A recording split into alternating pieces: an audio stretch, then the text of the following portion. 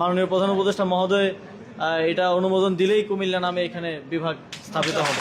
আসসালামু আলাইকুম নোয়াখালীবাসী, আপনারা জানেন আসিফ মাহমুদ আপনার কুমিল্লা একটা সভাতে উনি ঘোষণা দিছে কুমিল্লারে বিভাগ করব। গিয়া কিছু কথা বুঝছেননি যে কোনো মুহূর্তে আপনার প্রধান উপদেষ্টা কুমিল্লারে বিভাগ করব। তো আসলে একটা জিনিস আপনাদের কাছে বলি, আজ পর্যন্ত নোয়াখালী বিভাগ করব কোনো উপদেষ্টা আগে সাবেক যত মন্ত্রী আছিল এবং কি প্রধানমন্ত্রী আছিল তাদের মুখ থেকে আমরা কখনো শুনিনি। আমরা নোয়াখালীবাসী এটা কিন্তু আশা করিনি। আজকে দেখেন আমাদের নোয়াখালীতে বাংলাদেশের শ্রেষ্ঠ একটা ধনী জেলা, সেটা হচ্ছে নোয়াখালী জেলা। সেটা আমরা দাবি করি না, আমরা সবসময় কর্মে প্রমাণ করি।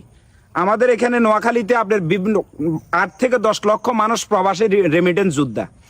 আমরা সবসময় চেষ্টা করি আমাদের জেলাটার সুন্দর রাখার জন্য এবং কি পরিবেশটা আপনার উন্নয়ন করার জন্য আমরা সবসময় চেষ্টা করি। এটাতে দেখা গেছে যে আপনারা যেসব কথাবার্তা বলেন মাঝে মধ্যে, আজ পর্যন্ত আপনারা নোয়াখালীরে কি দিছেন? আগের বিগত সরকারগুলো বলেন অবলিক এখন বর্তমান সরকার বলেন, আপনারা আমাদের নোয়াখালীর জন্য কি করছেন? এই তিনবার আমাদের নোয়াখালী, চাঁদপুর, ফেনী সহ সবগুলোর বন্যাতে 2 বার কবলিত হয়েছে, 2024 সাল এবং কি 25 সাল।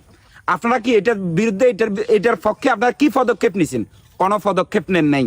পাশাপাশি আমাদের মুসাফুর সুইচ গেটটা ভাঙি গেছে, ওইটার পর্যন্ত আমরা এখনো পর্যন্ত কোনো প্রক্রিয়া করেন নাই। মানে আমাদের এই জেলাটা আপনারা, আমি যা বুঝতেছি একটা চক্র আমাদের পিছনে লাগছে। এই চক্রটা চাইতেছে নোয়াখালীরে আপনার সবাই সবচেয়ে বাংলাদেশের সব জেলা থেকে নিম্নস্তর একটা এলাকা তৈরি করার জন্য চেষ্টা করতেছে বাইরের একটা মহল। আপনারা পারবেন না। নোয়াখালীর মানুষ একতা আছে, একতা থাকবে ইনশাল্লাহ। আজকে একটা কথা বলি আপনাদেরকে, নোয়াখালী যদি বিভাগ দেন, আমরা এতটা যেন আপনার খারাপ না, আমরা যেন মানুষের উপর অত্যাচার করুম, অবিচার করুম। একটা নোয়াখালী বিভাগ হইলে এটা ঐতিহ্যবাহী একটা জেলা। এই জেলাতে আপনার নোয়াখালী বিভাগ তো অবশ্যই আমরা দাবি করতে পারি। আপনারা কেন আমাদেরকে নোয়াখালী বিভাগ দেবেন না? আমাদের নোয়াখালী একটা বিমানবন্দর নাই। আমরা যাইতে হলে কোথায় যেতে হয়? ঢাকা যাইতে হয়। আমাদেরকে যাইতে হলে চট্টগ্রামে যাইতে হয়।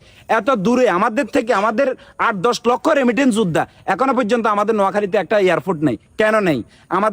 আমাদের বিভাগ, এয়ারপোর্ট এবং পাশাপাশি নোয়াখালী রয়্যালস, আমাদের যে বিপিএল এ খেলার যে দলটা নোয়াখালী ঘোষণা করছে, ইনশাল্লাহ আমরা খেলার জন্য চেষ্টা করুম।